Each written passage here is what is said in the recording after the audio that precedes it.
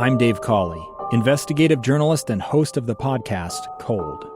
In October of 1985, a woman named Cherie Warren left work at a busy Salt Lake City office to meet her estranged husband at a downtown auto dealership. She never made it home. Cherie's car surfaced weeks later in Las Vegas. In the parking lot of a hotel casino. No one knows how it got there. Strange. It was strange. Both Cherie's estranged husband and her boyfriend raised suspicion for investigators. I kind of thought that he might have done something. But no arrests were ever made. In Cold Season 3, we dig into double lives, make new connections in the case, and examine the difficulty raised by reasonable doubt. We want answers just as much as anyone else. They have creeps like that now too, so nothing's changed. That's the new Cold Season 3, The Search for Cherie, now available anywhere you get your podcasts. In today's episode of Project Recovery, for those who won't or can't get themselves to get help themselves, I've considered what I do as one of the first steps in substance abuse treatment. If they can't make the decision on their own, I put them in front of a judge to give them opportunities. And I have had a lot of calls over the years from prosecutors saying, hey, we've got this case you sent to us, and this is what we're thinking about doing as far as a plea. You know, they get into a program and they don't do jail or they go to drug court or whatever. I am all for that. Make sure you listen to the end. Find us on Facebook at Project Recovery. We'll have that and much more coming up.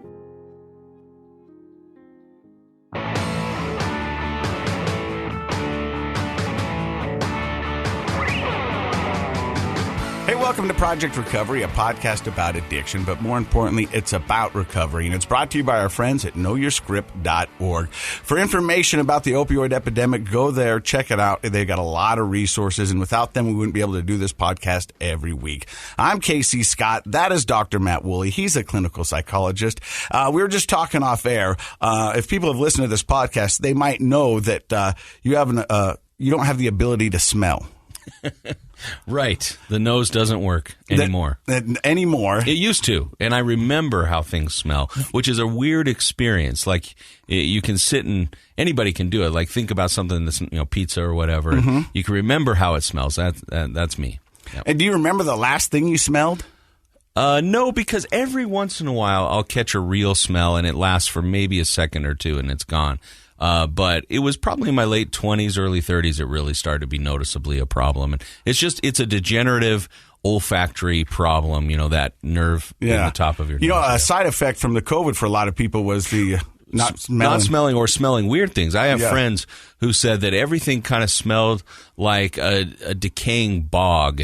Like organic decay. Death, desperation, sorrow. So you have strawberries and they smell like dying stuff. Well, TikTok's never steered me wrong. If you take an orange and then you burn it, and then you take a bite into it, you should be able to get your smell back. Is that a TikTok thing? Yeah. Wow. What am I been wasting time with doctors for? Well, let's get to the show, and then you can go home and give it a shot. I will. Come back next week and tell us how it went. That'll be my homework. So my homework is always coming up with the first 10 minutes of each program. Yeah. And I'd like to say that I think about it all week. Do you? No, but I don't. You'd like to say that, though. But I would, but I don't. What I really do is I get into my car in the 15 minutes it takes me to get here. I go, I know how you operate, Casey. What could we talk about? And it got me thinking that I'm curious to you, because there's a lot of people that have sat down on this podcast and talked about their substance abuse. Mm-hmm. And the reason they originally were drawn towards substances was it was a coping mechanism. Yeah. That's common. And so I think rather than battling the substance abuse, we should be able to go back and give people better coping mechanisms. And that's what they taught me when I was at Pinnacle Recovery. Mm-hmm. They taught me, meditation, breathing, being in present, and a lot of that. It's a prevention model, right? If we can prevent the things that are causing, if we can treat or prevent the things that are causing you to use, and we prevent your use. Right? There's a lot of people who've sat down in that chair right over there and said the first time they tried marijuana or the first time they tried alcohol is because they had a lot of anxiety as a child. Yeah. And all of a sudden when they took it, they felt normal.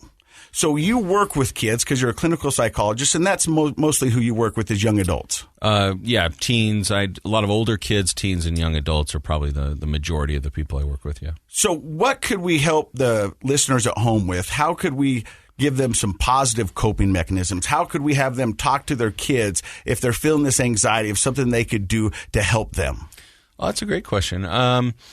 Well, first of all, the anxiety has both kind of a learned aspect, but it often starts with a biological predisposition, which runs in families. So if you're a parent, you ought to open that dialogue. You ought to say, first of all, have I experienced anxiety? Did I feel like stress was hard for me to handle? Was I anxious and really shy as a kid? Maybe you didn't think of it as anxiety, but were you hesitant to join groups? That sort of thing. And then talk to your siblings, talk to your parents. Did they have similar things, similar problems? A lot of families don't like to talk about that, but it's good to talk about. Just like you ought to talk about if grandpa had heart disease or grandma had cancer. You got to talk about those things. And then know that your kids are at higher risk for that. So talk to your kids then about the fact that how do they manage stress? Can you see them stressed out, and what do we do? But there are a lot of different sorts of things you can do to help with that. Because I'm thinking to myself, because I never had those conversations with my parents or my siblings, but the coping mechanisms that I used up until this point were more of a learned behavior. I saw how my dad dealt with stress. I saw how my mom dealt with stress. And those are kind of things that it's called modeling. Your parents model to you, whether they realize it or not. Like how they deal with stress is how you deal. An example I always use in therapy, or I like to use, is because everyone's seen the movie A Christmas Story with Ralphie and all that, right? Yeah. And so in that movie, the dad models a fantastic way of dealing with stress. Not down in the basement when he's cursing and swearing at the furnace, but when they get the flat tire. And dad's driving along, he gets a flat tire, and you'd think a dad would kind of lose it, get upset, curse a little bit. He's really upset but he doesn't, does he? No. This dad, the talk over in the movie is, my dad thought he was in the pit at the Indy 500 changing a tire. Before he jumps out, he turns to his wife and he says, time me. He jumps out and he's having fun with it. That's a great example of a father modeling a wonderful way to deal with a stressful situation. The tire's got to get changed. You can curse and swear about it, or you can be, happy and turn it into a kind of a fun little game. And so as a parent, you asked earlier, what can parents do? Well, one thing is check your modeling. Like, how do I model handling stress? Do I curse and swear? Do I get upset? Do I slam the table? Or do I have other more healthy ways of modeling dealing with stress? Kids, tune into that. Here, I'm not proud of this, but I remember coming out of recovery and something bad happened. And I said the F word. I said it loud. Audible around the kids? Well, here's the deal. Audible for my whole family to hear. Okay. But they weren't in the room with me. Okay. So it was pretty loud. And my son comes down, and so he was probably 7 at the time. And he goes, Dad? And I go, yeah. He goes, why F?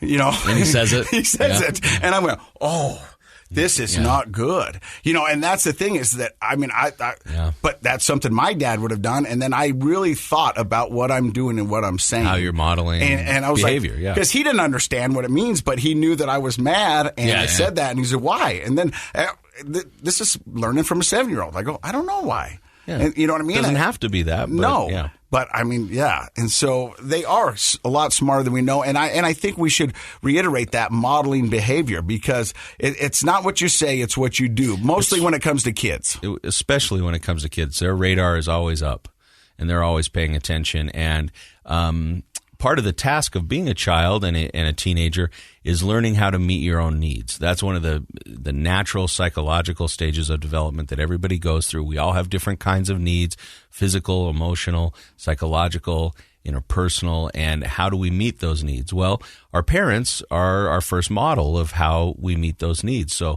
when I have stress, getting rid of stress is a need. Managing my stress, how do I do it? If a parent resorts to a lot of yelling and cursing, physical aggression, slamming the table, or do you see your parent turn to a drink or getting stoned? A lot of parents don't hide that from their kids, and even if they think they're hiding it, they're not really. And so we can model inadvertently some really unhealthy behaviors to our kids. And I would say that's one of the very most powerful things you can do is check your modeling, try your very best. If you feel like you don't have coping skills for stress in your life, this has been a tremendously unique and stressful year for everybody in the country. And so it's a good year to say, well, how did I manage my stress during the craziness of 2020. I can tell you right now, drinking has gone way up. Drug abuse has gone way up. Right. Domestic violence has gone way up. And so people are falling back on some really unhealthy skills, if you want to call them that, to manage their stress. But there are a lot healthier things out there. Exercise is a wonderful thing. Learning how to speak differently. I mean, that sounds weird, but I coach people all the time on how to express themselves differently to get better outcomes. Things like mindfulness, meditation, breathing, journaling. There's lots of different stress skills that are very healthy, but unfortunately we often react to our emotions, and that's where the anger comes out, and then we're modeling negative things to our kids. So check your modeling as a parent. That's a healthy thing to do. One thing that I found really helpful during my recovery is to take a moment. Mm-hmm. You said it right there. A lot of people are reactionary. Yes. And they just open their mouth and whatever comes out, comes out. And I'm normally like that. But sometimes if I stop, take a step back, assess the situation, and then get my thoughts and then go from there, because reactionary is just huge. is A lot of people struggle with what's called low stress tolerance. They just can't. They think they can't. Tolerate stress very, very, very long at all, and so they learn these quick reactive sort of behaviors to try to push stress away or stressful situations. And unfortunately, those are often very aggressive or negative. So you can check yourself when you have a stressful situation.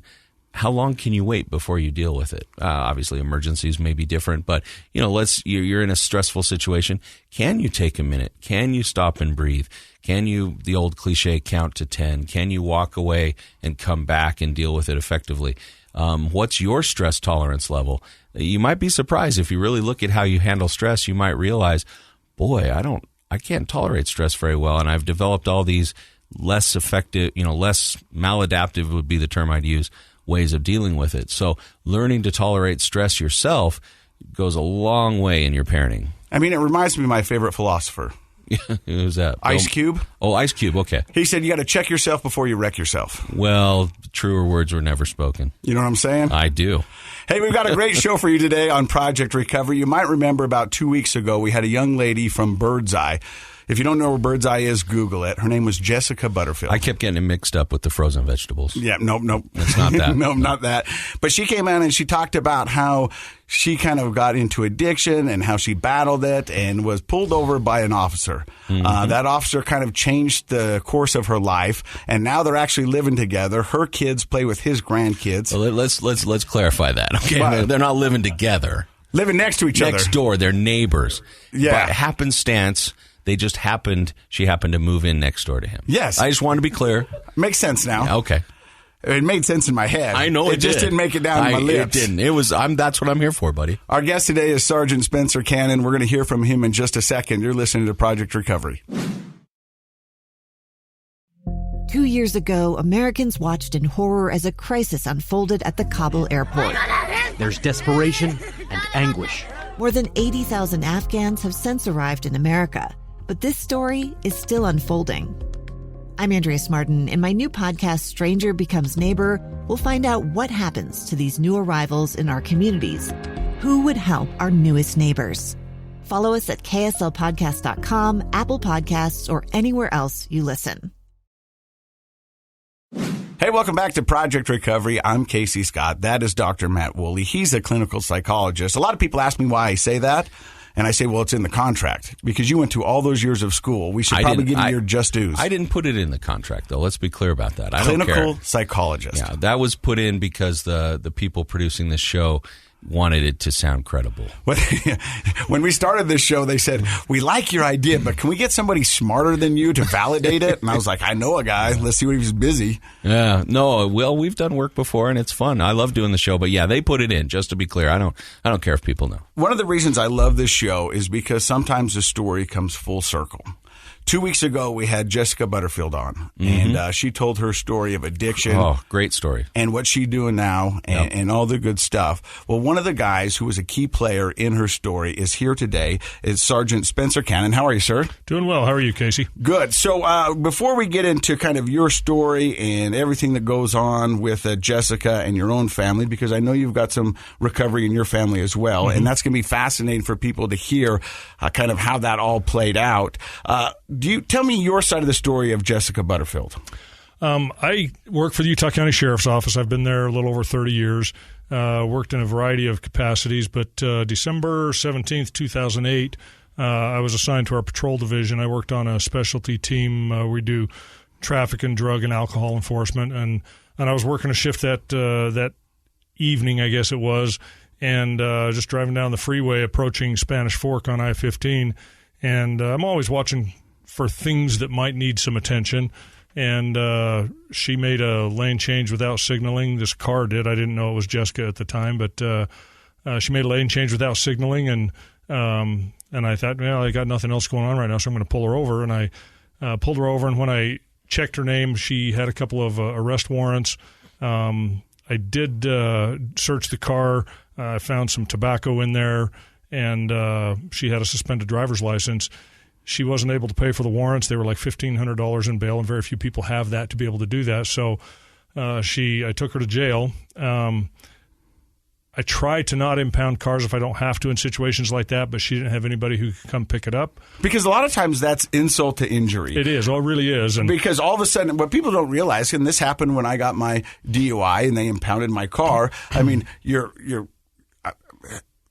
it's so expensive. Because it's is it? I don't know. How expensive they impound your car. Yeah. That's about $1,500 for the original impound. And then if you can't pick it up that day, usually a lot of them happen on the weekend, so you can't get them out on the weekend. So then it's $50 a day. And so in order to get your car back, adds up pretty quick. I mean, it could be somewhere from $2,000 to $3,000. It is. It's pricey. In this case, it was just a hold for owner impound, and so it was a little bit less, but still there was the cost of that. And then took her to jail. And I didn't know. I remember at the time I didn't know anything else was going on, but I remember getting the sense there's something more going on here that I didn't know. After that night that I took her to jail, I really didn't think much about it. I remember going through some old reports and coming across it once 5 or 6 years ago, but that was really the only attention I gave it until a year and a half ago. And you moved in next to her. That's correct. But she says, and she said on this very podcast, that she was on her way to buy heroin. And I didn't know that either, yeah. Had she picked up the heroin, came back, you already said you searched the car, that would have been a felony. Right.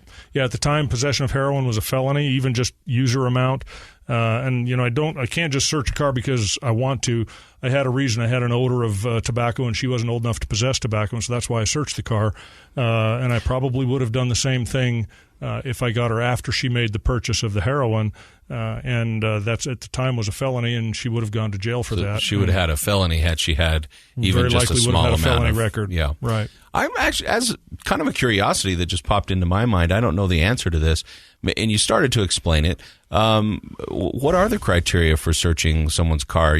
So this person had not signaled when they made a lane change. I'm sure I've been guilty of that before, and if an officer pulled you over, what are the criteria for searching through a person's car? I'm just curious. Yeah. The criteria, you have to have probable cause to do a search, to be able to search a person or to search a car, I should say. If I have a house or a building I want to search, I've got to go get a warrant for that. I have to have probable cause for it. I have to write a statement and show that to a judge. They have to sign off and on it. The judge has to issue a warrant.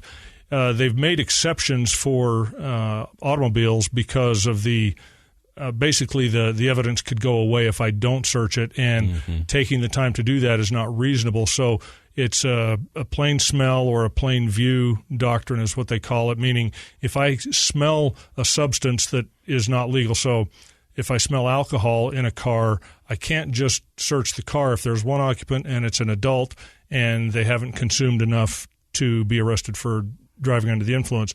But if I smell alcohol and I've got everybody in the car who's underage, then that is enough probable cause to search the car based on the odor. Uh-huh. If I see an open container of alcohol in a console, doesn't matter if they're underage or not. You can't do that in Utah, and that would give me probable cause to search the car. And in this case, the probable cause was that I smelled the odor of tobacco, and she wasn't old enough to possess it, so I searced the car based on it. I think I found 3 cigarettes. What you're saying is I would be a terrible police officer since I can't smell. Yeah. I wouldn't. I never thought about that. It would be a hindrance. Yeah, it definitely would. I would never be able to pick up on those odors.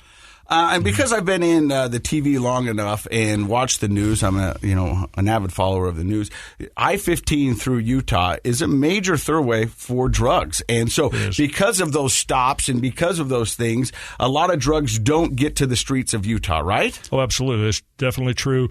We get anywhere from small user amounts, like Jessica went to pick up later after she got out of jail.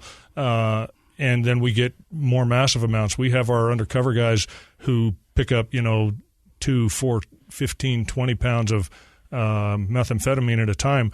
Recently, there's been a little bit more of a surge in heroin, and they're picking up pounds and pounds of heroin, which is really unusual. And that, you get a pound of heroin, that's enough to kill a lot of people. And a lot of that, we had a DEA agent on a town hall I did a while back, and a lot of that's laced with fentanyl, and that's very deadly. And so a lot of people are, can no longer get their pills anymore, and so the natural progression is to go to heroin, and then it's Russian roulette with drugs. You just don't know if that next one's going to be your last one. It's dangerous. Yeah. I want to get back to Jessica real quick because Hatchie picked up the heroin and you pulled her over and landed a felony. I think for a lot of the young listeners or family members at home, a felony is a bad thing to catch. It can affect your life for the rest of your life. We've had a lot of people on here who have seemed to succeed even though having that, but it really does put you behind the 8 ball. It does. It can make a lot of things more difficult. Simple things like you lose the right to vote,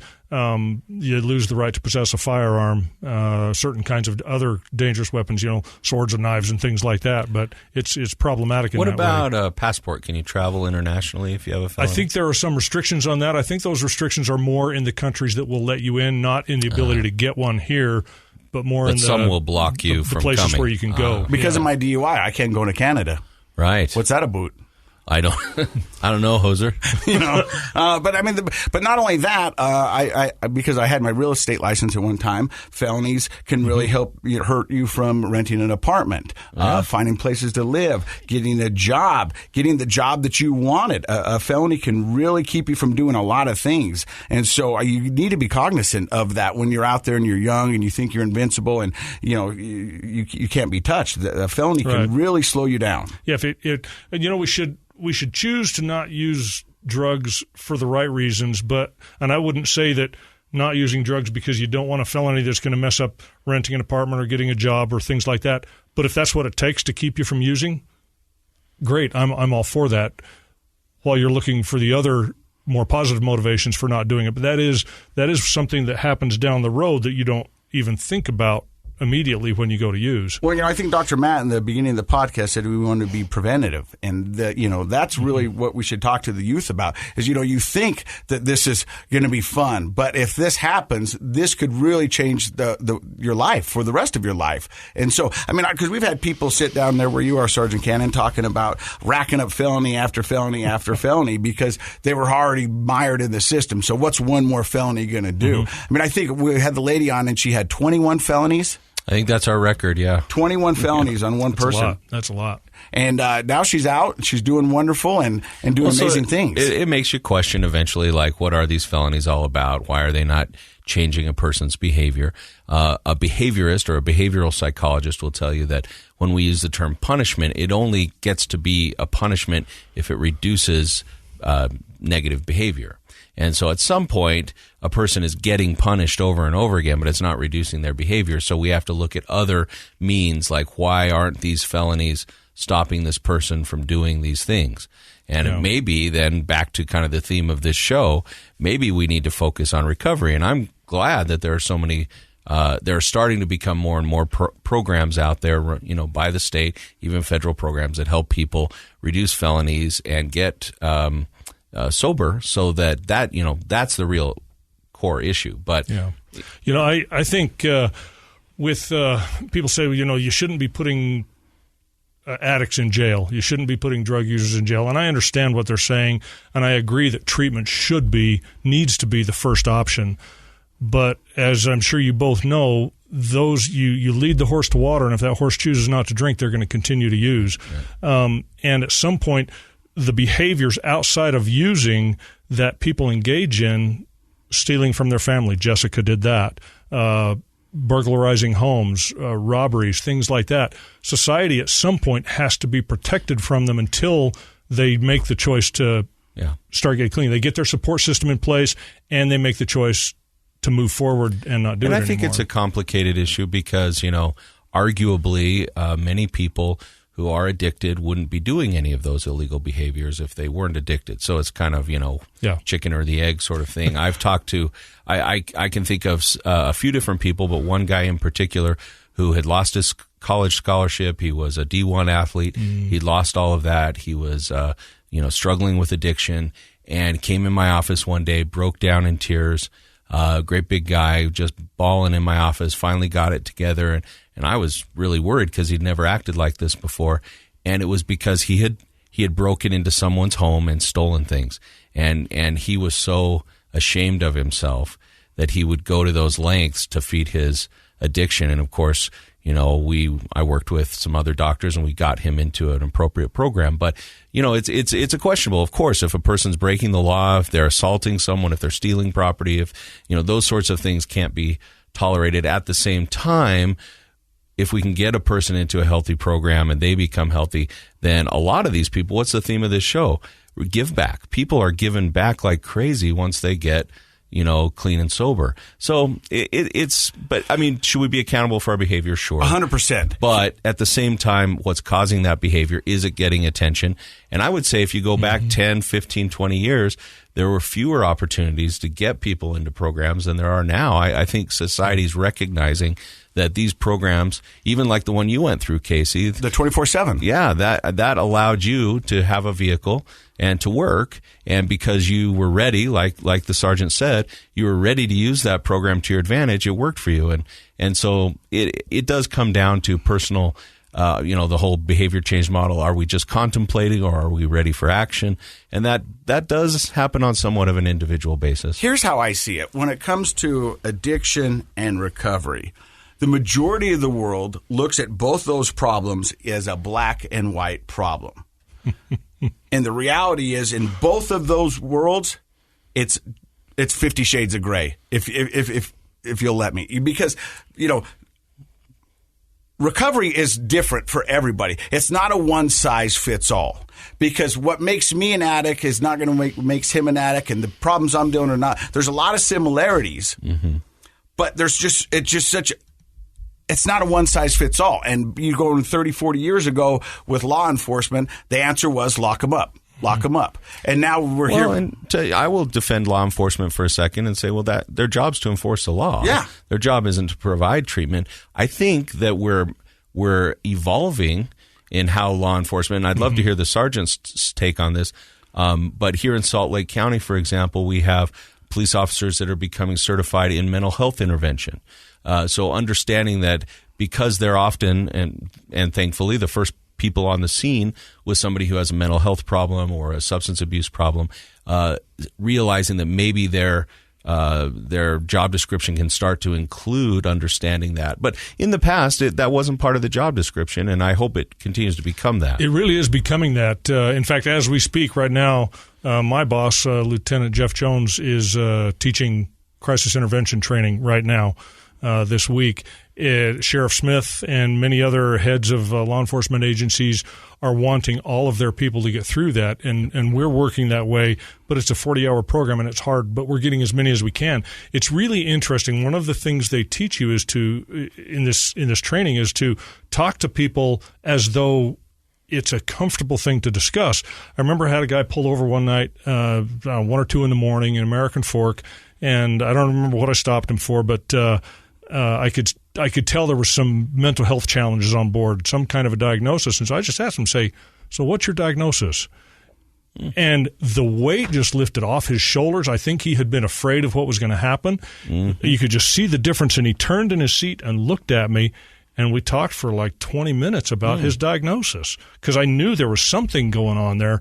And more officers are learning how to do that, and it makes the issue more comfortable because so many people with just, I hate to use the word regular mental health issues, depression or whatever, that don't have substance abuse also have the substance abuse problems as well. Right. Either the mental health challenges because of the substance abuse, or they have mental health challenges and they're self-medicating. They move, yes, they self-medicate. And so I kind of look at, for those who won't or can't get themselves to get help themselves, I've considered what I do as one of the first steps in substance abuse treatment. If they can't make the decision on their own, I put them in front of a judge to give them opportunities. And I have had a lot of calls over the years from prosecutors saying, hey, we've got this case you sent to us, and this is what we're thinking about doing as far as a plea. They get into a program or they don't do jail or they go to drug court or whatever. I am all for that. And one of the things I like about having them still in the court system is that it holds a little weight over their head. Mm-hmm. And for some people, the fear of that weight coming down on them if they don't do what they're supposed to keeps them doing what they're supposed to until they can do it on their own or because they want to. And I've never looked at this as a game or a competition for numbers. It's about, helping people. I wish I'd have known the night that I stopped Jessica that she had a problem and I could have talked to her about it, but she got it. She did it on her own. But it's about helping people and getting to the point where they want that help and will accept it. We've had a lot of people who sit down and done this podcast, and they had been to multiple rehabs, multiple inpatient recoveries, a lot of inpatient recoveries, and never worked.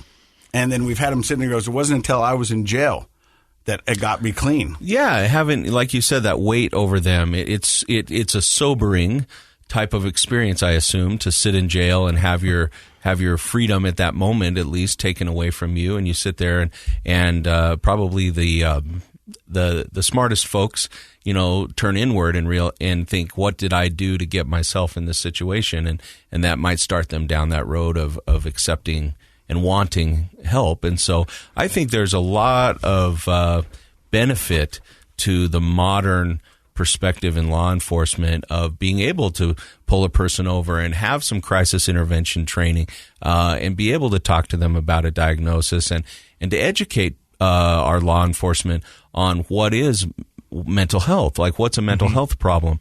And the reality is, and we won't do this today, but we could go around this room, myself included, and you could find family histories of mental health problems, including substance abuse, for everybody in here. Mm-hmm. That is just part of the human condition.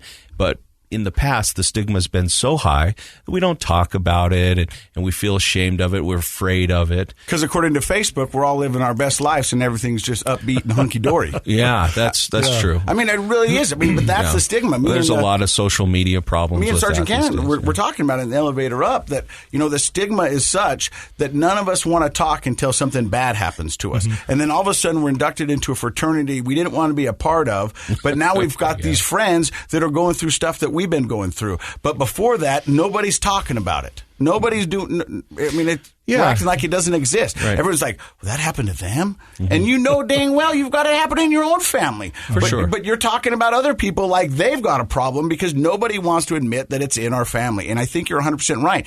If you get a room of 100 people and you say, hey, raise your hand if anyone in your family is mental health.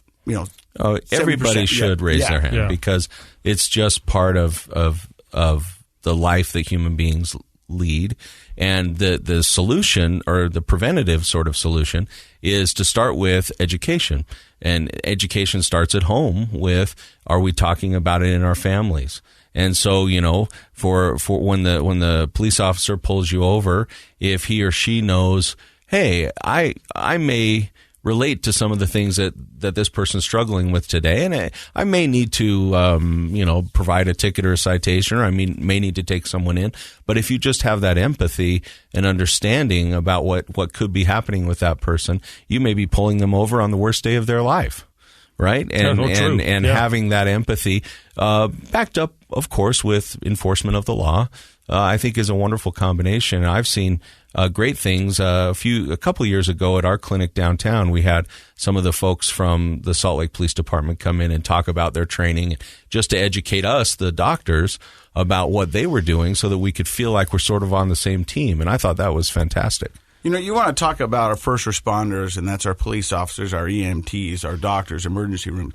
You know, and you said you might be seeing somebody on their worst day. Yeah. Imagine your day is seeing everybody on their worst day. Oh, sure. I mean, that's a lot for you guys to carry around day in and day out. And I've had multiple people from multiple agencies reach out to me and want help because the stigma with them is that they're afraid to tell anybody. And they're looking for help. And so everybody's looking for help. And I'm so grateful for you to stop by and share your story. We're going to take a break here, and we're going to come back, and we're going to talk about how addiction affected your family. You're listening to Project Recovery right here on KSL. Hey, welcome back to Project Recovery. I'm Casey Scott. That's Dr. Matt Woolley. Our guest today is Sergeant Spencer Cannon. You've been in law enforcement for how many years? A little over 30 years. So you've seen a lot. Yeah. And you've had addiction touch close to home. Yes, I have. I remember Jessica saying that there was times that you were patrolling the streets and you would see your kids out there doing some stuff. And, you know, you're a law enforcement and you're a father. How does one deal with that? Yeah, it's a difficult balance. I remember the first time that I found my son. I was at home, was falling asleep on the couch. My oldest son got home and he says, "Dad, what's Kevin doing sleeping in the car down the street?" Well, he wasn't living at home with us. He'd moved out the day he turned 18, his choice. And I thought something's up here. So I go down to the car and he's drunk as a skunk and he's high as a kite. And he was 18. He's got 3 juveniles in the car with him, and he was providing alcohol and weed to them. I knew he'd been using, but I hadn't caught him red-handed yet, so this was the first time, and the struggle inside was so real in what do I do. I called my wife, who was at work, and I told her where I was, and we were on the phone, and she was crying, and I was crying, and I remember the light came on. I said, "I know what I have to do because I can't fix it. I need to try the way I've been trying it for so many others for so many years." And I called dispatch and I said, "Send an American Fork officer and stay on the line with me because I don't want to kill my son." And I was physically shaking. I was so mad. And they came and they said, "What do you want us to do?" And I said, "Just pretend you don't know me and do whatever you would do with any other drunk that you find on the side of the road." And he got arrested. And he didn't like it. He went on doing that for 3 more years, got arrested a couple more times, but he went over 13 years clean in March. And I can't imagine. His NA community, we owe them a debt of gratitude because they did for him what we couldn't. All we could do is love him, and it was his NA friends who are our friends and really family in so many ways that got him where he is today because we couldn't. Sergeant Spencer Cannon, we say in this, the opposite of addiction isn't abstinence. The opposite of addiction is connection. And it sounds like your son found that connection with the NA community. He did. It's somebody that he could relate to, somebody he could empathize with, somebody he could sympathize with, somebody who gets what he's going through. In a way that we don't. I've dealt with addiction and alcoholism my entire career. I've seen it in other people. I've seen the impact it has on them. I've seen family members who are impacted by the choices that their family member is making. But I don't understand it the way a recovering addict does. And there's something, I can tell them everything I've seen and the impact it has and the legal impact it's going to have on their life long term. But when they sit down and talk to somebody who has been there, when you talk to somebody, Casey, who just got their DUI and they aren't yet where you are now, they will listen to you long before they'll listen to me because you get it. You know it. I don't. As much as I love my son and as much as I love his friends, I've never been where they are. And to have somebody like that, the recovery community is nothing short of angels on earth. I mean, they really are for what they do for those who want to get recovery. And they're not looking for perfection. They do not judge you. It's like mindfulness. It's being present without judgment. That's what the recovery community is like. You will not find a less judgmental group of people than those who are in recovery. And I think that's part of the cement that makes that connection so strong. A person who hasn't had the experience but knows how to be empathetic can make a connection with a person who's struggling. But without that, and sometimes a person can project no judgment, but it's what's perceived by the person. And if that person knows that you've been where they've been, then there's an automatic understanding of no judgment. And even if you're trying as a person to be non-judgmental, and this is something that I think therapists struggle with, and I'm sure law enforcement struggles with, is the receiver may still perceive judgment, even if it's not necessarily there. But one of the magical things about the folks that work in substance abuse counseling is generally they've been there, and the person receiving the help knows it. And that makes a special kind of connection where judgment really isn't on the table at all. And I think that's one of the wonderful things about the work that people do in that community. I've said it so many times on this podcast. When I was married, my ex-wife goes, "Why can't you just quit? Just quit." And she would say it so matter of fact, like it was like, well, just don't do it. And I'll be like, and to her credit, I mean, that's where but she's that that's type her of person. experience. Well, her type of person, but she's never experienced that, and she doesn't know. You know, she didn't have any reason to think otherwise. I mean, we just do a lot of stuff. You just get up and go to work, or you just take the dog out. Why can't you just stop drinking? And it sounds silly, but I don't fault her for that. No, and I don't fault her at all either. I know you don't. I think you have a lot of empathy for her, but it's a great example of had she had experience with alcoholism, either in her family or her own life, she would have known that it's not that easy. And that's what this podcast is about, is giving everybody an education. And I think that's what society needs, is an education on addiction and recovery, and let people know that it's not the shameful thing. I've done shameful things, but I'm not shameful. Does that make sense? Yeah. I mean, I've done things that I've never thought I would do, and I've hurt people, and I didn't mean to, but I know that's not who I am, and I'm sorry that I did those, but I can't live in that shame. But we don't have to keep beating you with that. Yeah. Once you get through it. I got to share one quick experience. I arrested a gal. It was around New Year's Eve 6 or 7 years ago, and she had marijuana. She was drunk. She had a firearm in the car with her, which you can't do when you're an unlawful user of a controlled substance. And took her to jail. She did not like me. She wouldn't cooperate with me. I have a daughter who was in and out of treatment for eating disorders at the time. And she told me one day, I said, "Dad, I think I might know somebody that you arrested once." Well, we go there for a family day, and this is at Center for Change in Orem. We've had her on the show. Yes. Miss Hawkins, yeah. Nicole Hawkins. Fantastic what they do there at Center for Change. Well, I walk into the basement of Center for Change, and there's this woman that I arrested, and I think she wasn't sure how to react, but I walked up and I just gave her a hug and told her how proud I was of her for where she was. I mean, you're not here because you're a failure. You're here because you want to succeed. And you're a fighter. Exactly. And I have a small handful of people that I've arrested that I'm Facebook friends with and that I stay in contact with and who have my personal cell phone number. And she's one of them. And every now and then I'll text her and say, "Hey, how's life treating you?" And it is so rewarding to see those who can have success.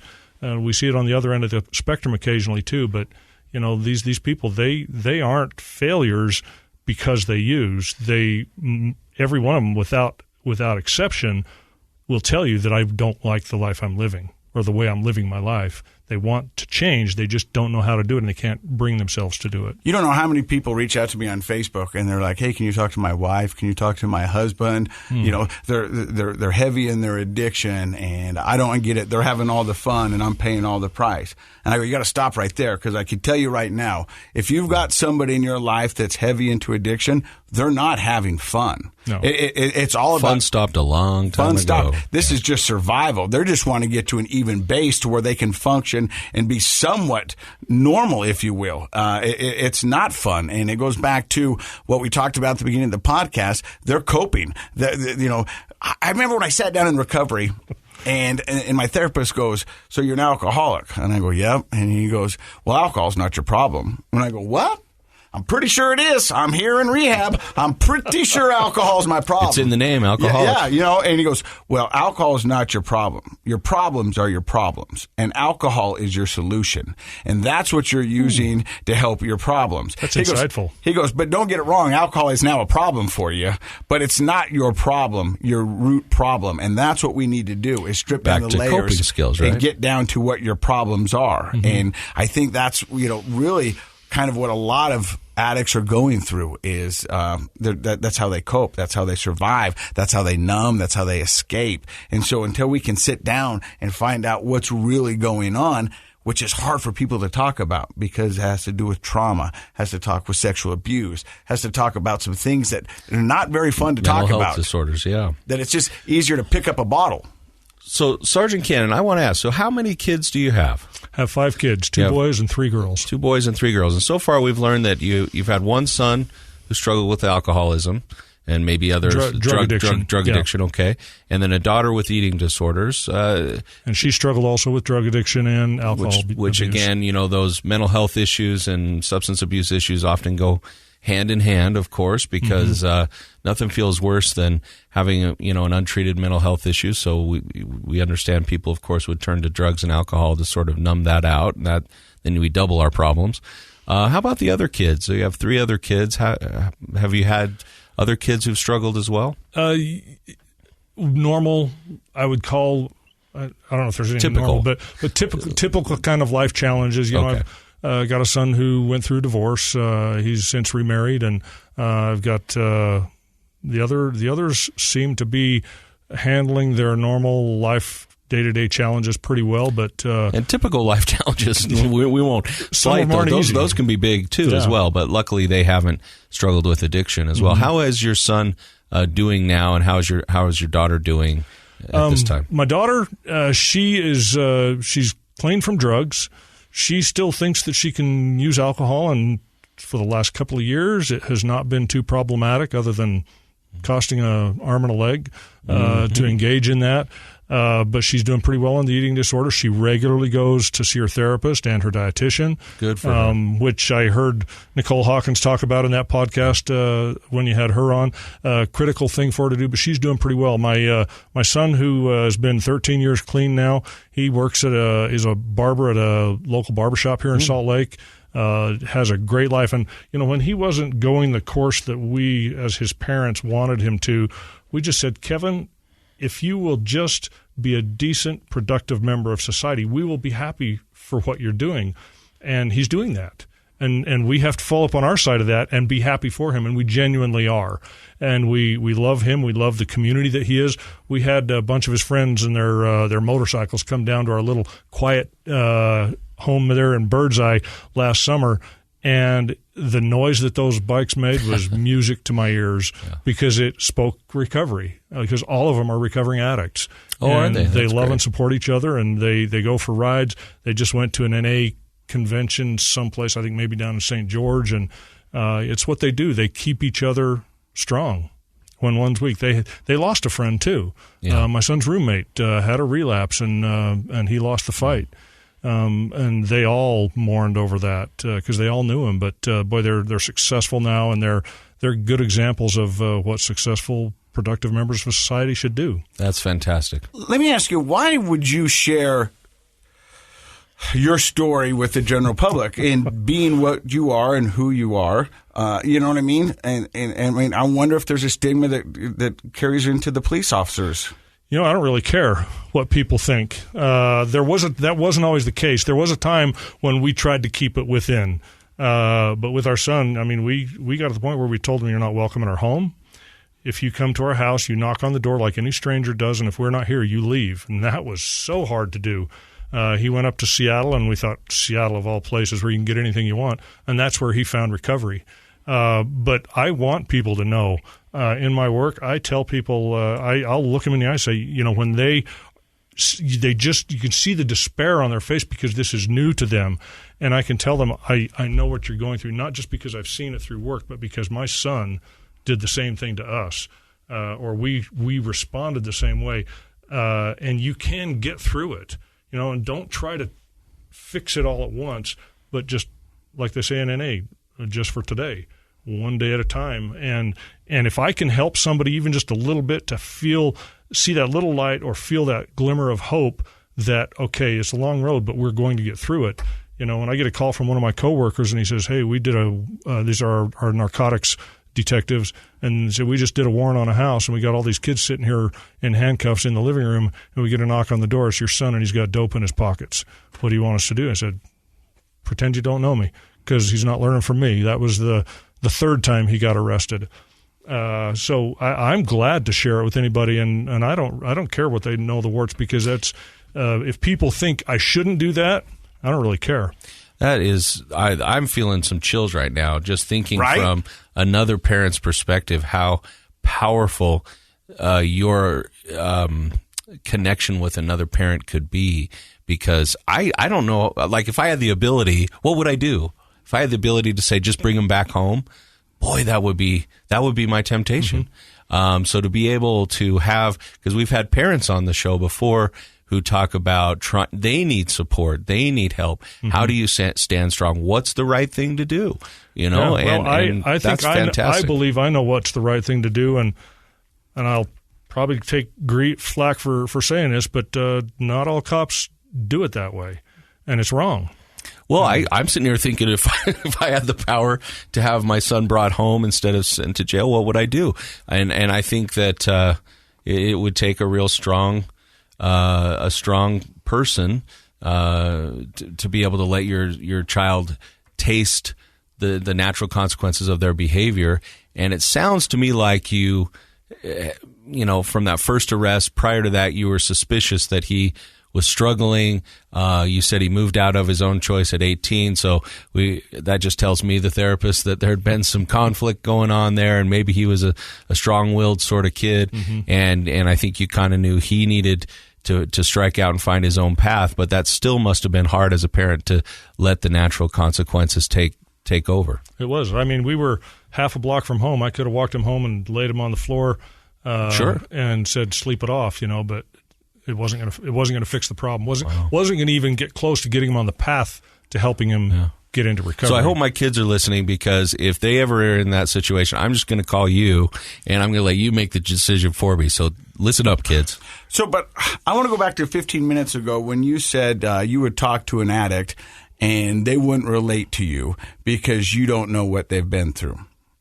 Now you're telling your story, and I think parents would love to hear your story. And I think that's why this episode's going to be so powerful, because they're going to say, oh, he knows what we've gone through, and we've done this. And so you're just touching it on the other side, and recovery it's both sides of the coin to make it work. Casey, if you ever get one of those calls from one of those parents and they need to talk to somebody who turned their own kids in, give them my phone number and have them call me. You have my permission.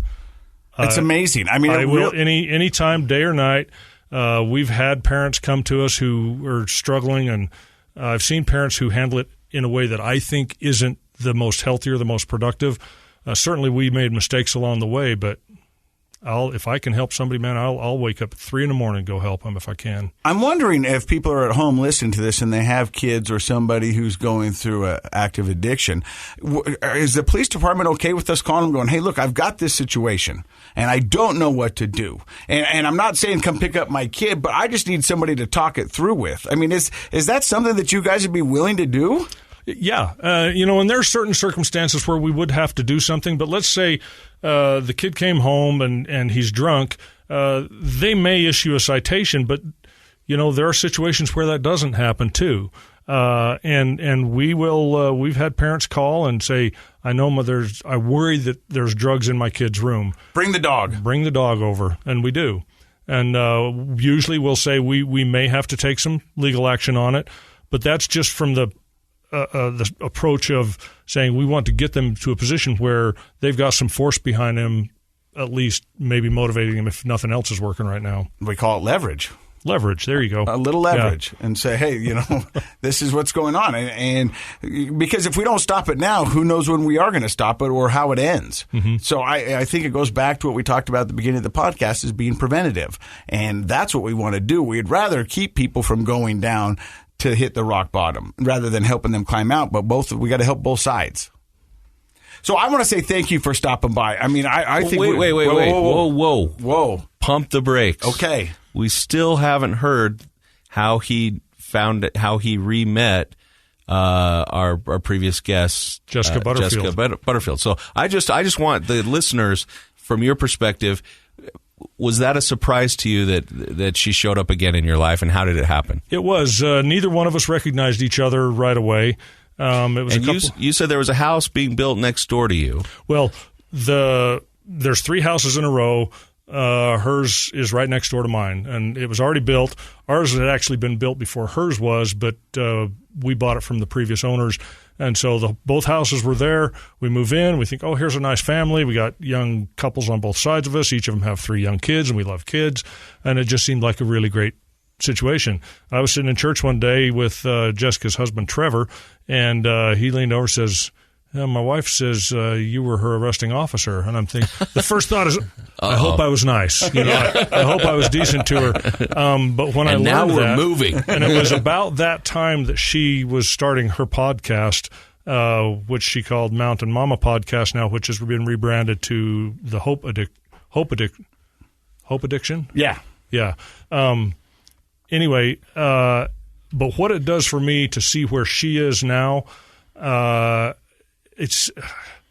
can almost not even think of words for the joy that it brings me to see what's in her life and what would be missing from the lives of her husband and her children had she not been able to find recovery. Her husband is an incredible man. She didn't share with you, but I'm going to take the liberty to share this. They were dating, and she hadn't told him yet that she was a recovering heroin addict. They are on a date one night, and Trevor's just... something's up. She's not acting normal. They get home. They sit on her front porch. She's going to tell him, but she doesn't. He drives away. He gets a block away, and she calls him and says, come back. We need to talk. And he comes back. They sit there talking, and she says, I'm a recovering heroin addict. And she'd been clean about a year at that point. And he was so relieved because he thought she was going to break up with her. I was going to say, you don't want to get that call. We need to talk. He says, is that it? And that was Trevor's reaction. That's the kind of guy Trevor is. That's pretty great. And there's so much going on there, but to see the success she has in recovery, what she's doing with that now and sharing that with others, and the beautiful little family that she has and her kids that come over with their dirty faces and play in my backyard, and that's what life should be for everybody, and she managed to get herself there. Yeah, she's living a good life now, and that's great. And part of it goes back to, again, a connection, which we talk about so much, and she was able to connect with what sounds like a really great, understanding husband, and together they've built this wonderful life. And my life is fuller because she's in it. Again, that's nice. Yeah. It really is. And I think that just puts an exclamation point on recovery is possible. I mean, it really is. If you would have went back and talked to Jessica 10 years ago while she's stealing and running for heroin in Salt Lake, would she be living the life that she's got now? And she would have probably said, there's no way. There's no way I'm going to get that fulfillment of life. And here she is. And it's amazing. And out of ashes comes a phoenix. And it is amazing when recovery does work. And it can work if you'll let it work. And you got to want it. She definitely brought herself out of the ashes. Yeah. Well, thank you for stopping by. Are we good to close, Dr. Matt? Yes, sir. Okay. I appreciate you stopping by and giving me your number. And if people need help, I will definitely pass it along. But we'd love to have you back. And thank you for your years of service and everything you're doing to protect and serve. It really is amazing. And it was great to sit down and chat with you. Dr. Matt? Yeah, I just echo that. Thank you so much. And I appreciate you coming on and being a voice of, I'm calling it, I don't know if anyone else calls it, kind of the modern era of law enforcement, which is, a more educated on these subjects type of officer that a person can, kind of like in Mayberry, you can turn to the sheriff and ask a question and feel like he's your friend and he understands you. And I love that story you told about having that 20-minute conversation with the person about his diagnosis.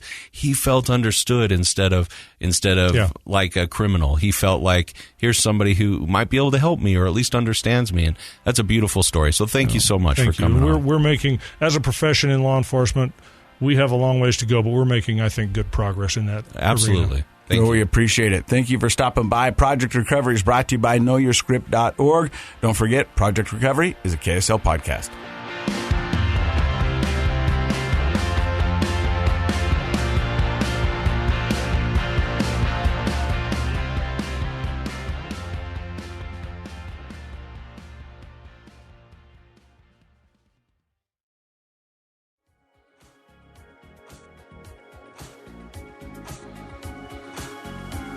The contents of this program are for informational purposes only. The program is not intended to be a substitute for professional medical advice, diagnosis, or treatment. Always seek the advice of your physician, licensed therapist, or other qualified health provider with any questions you may have regarding a medical condition. Never disregard professional medical advice or delay in seeking it because of something you've heard on this program. KSL does not recommend or endorse any specific tests, physicians, products, procedures, opinions, or other information that may be mentioned on the program. Reliance on any information provided on the program is solely at your own risk. 2 years ago, Americans watched in horror as a crisis unfolded at the Kabul airport. There's desperation and anguish. More than 80,000 Afghans have since arrived in America, but this story is still unfolding. I'm Andrea Smartin. In my new podcast, Stranger Becomes Neighbor, we'll find out what happens to these new arrivals in our communities. Who would help our newest neighbors? Follow us at kslpodcast.com, Apple Podcasts, or anywhere else you listen.